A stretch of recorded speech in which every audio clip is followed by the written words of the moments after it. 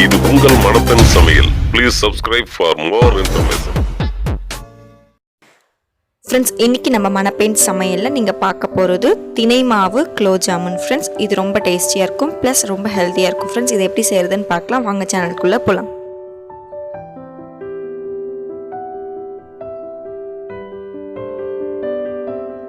இன்னும் நம்ம மணப்பெண் சமையலை சப்ஸ்கிரைப் பண்ணாதவங்க சப்ஸ்கிரைப் பண்ணுங்கள். பக்கத்தில் இருக்க பெல் ஐக்கானையும் ப்ரெஸ் பண்ணுங்கள். ஃப்ரெண்ட்ஸ், நம்ம 100 கிராம் அளவுக்கு தினை மாவு எடுக்க போகிறோம்.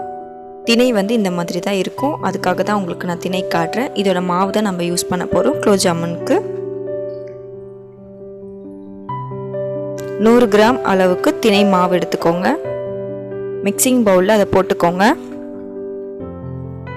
அடுத்து 200 கிராம் அளவுக்கு குலோப் ஜாமுன் மாவு ப்ளஸ் 50 கிராம் அளவுக்கு பால் பவுடர் சேர்த்து நீங்கள் மிக்ஸ் பண்ணிவிட்டு அதை தினை மாவோடு சேர்த்து நல்லா கட்டி இல்லாமல் கலந்து விட்டுக்கோங்க.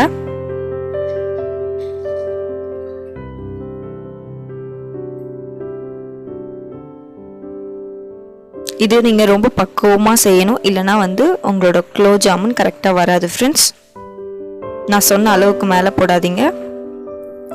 அடுத்து நீங்கள் என்ன பண்ண போகிறீங்கன்னா, வெது வெதுப்பான பால் கொஞ்சம் கொஞ்சமாக ஆட் பண்ணி உங்கள் குலோப் ஜாமுன் சாஃப்டாக வரணுன்றதுக்காக நம்ம பால் சேர்த்து பிசைய போகிறோம்.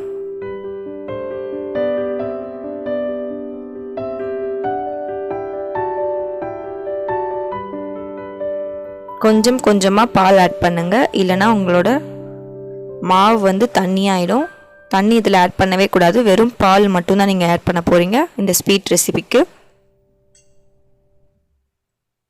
சப்பாத்தி மாவு பதத்துக்கு நீங்கள் பிசைஞ்சு எடுத்துக்கோங்க.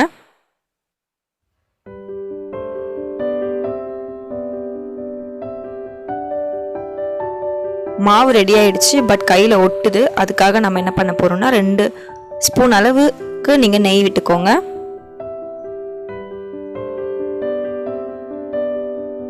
இப்போ பாருங்கள், நம்மளோட பவுல் மொத்தமும் க்ளீன் ஆகிடுச்சு, கையும் க்ளீன் ஆகிடுச்சு. நெய் விட்ட பிறகு உங்கள் கையில் எதுவும் ஒட்டாது, அதுக்காக நெய் விடுறோம். நல்லா சாஃப்டாக நமக்கு மாவு இப்போ ரெடி ஆகிடுச்சு. இதை நீங்கள் ஊரெல்லாம் வைக்க தேவையில்லை, உடனே நீங்கள் பால் பண்ண ஆரம்பிச்சிடலாம். உங்கள் குலோப் ஜாமுன் எவ்வளோ சைஸ் வேணுமோ அந்த அளவுக்கு நீங்கள் பால் பண்ணிக்கோங்க. பட் பாலில் வீரல் இல்லாமல் பார்த்துக்கோங்க. தினை மாவு கண்டிப்பாக வீரல் விடும் பொரிக்கும் போது. ஸோ நீங்கள் உருட்டும் போதே முடிஞ்ச அளவுக்கு வீரல் இல்லாமல் உருட்டிக்கோங்க. ஃப்ரெண்ட்ஸ், நல்லா ஷைனிங்காக உருட்டிக்கோங்க.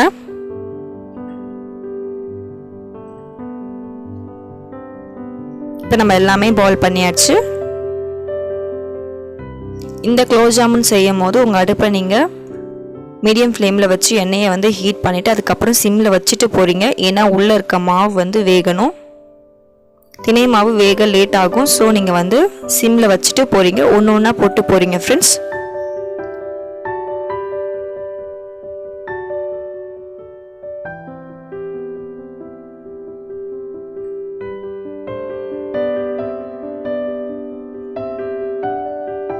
நல்ல கோல்டன் ப்ரௌன் வந்துடுச்சு. இப்போ நம்ம இதை எடுத்துடலாம். இதே மாதிரி எல்லா குலோப் ஜாமுன் பால்ஸையும் போட்டு நீங்கள் பொரிச்சு எடுத்துக்கோங்க. ஃப்ரெண்ட்ஸ்,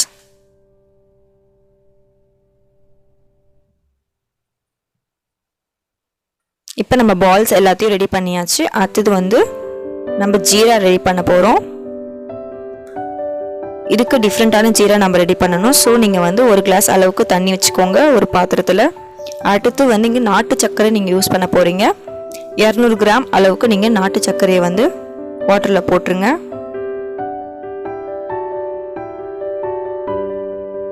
போட்டுட்டு இது கம்பி பதத்துக்குலாம் நீங்கள் காய்ச்ச தேவையில்லை. நாட்டு சர்க்கரை லைட்டாக குக் ஆனால் போதும். பச்சை வாசனை போகிற அளவுக்கு நீங்கள் கொதிக்க விட்டால் போதும். நல்ல தண்ணியில் கரைய விடுங்க.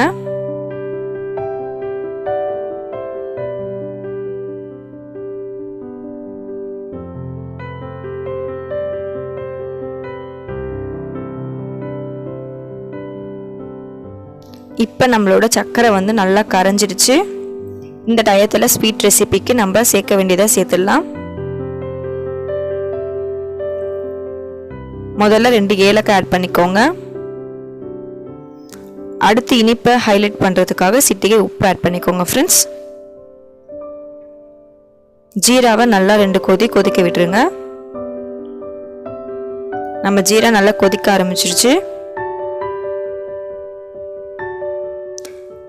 இப்போ நாட்டு சர்க்கரையோட வாசம் வந்து லைட்டாக குக்காக இருக்கும். நம்ம வந்து அடுப்பை ஆஃப் பண்ணிடலாம் ஃப்ரெண்ட்ஸ்.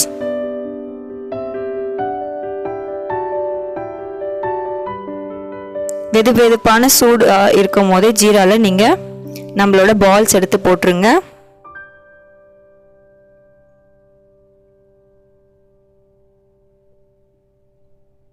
இப்போ இந்த குலோப் ஜாமுன் ஒரு 4 ஹவர்ஸ்க்கு அப்புறம் நீங்கள் சாப்பிட்டிங்கன்னா ரொம்ப டேஸ்டியான குலோப் ஜாமுன் உங்களுக்கு ரெடி ஆகிடும். உங்ககிட்ட நட்ஸ் இருந்துச்சுன்னா அதை நீங்கள் மேலே வந்து சீவி தூவிக்கலாம்.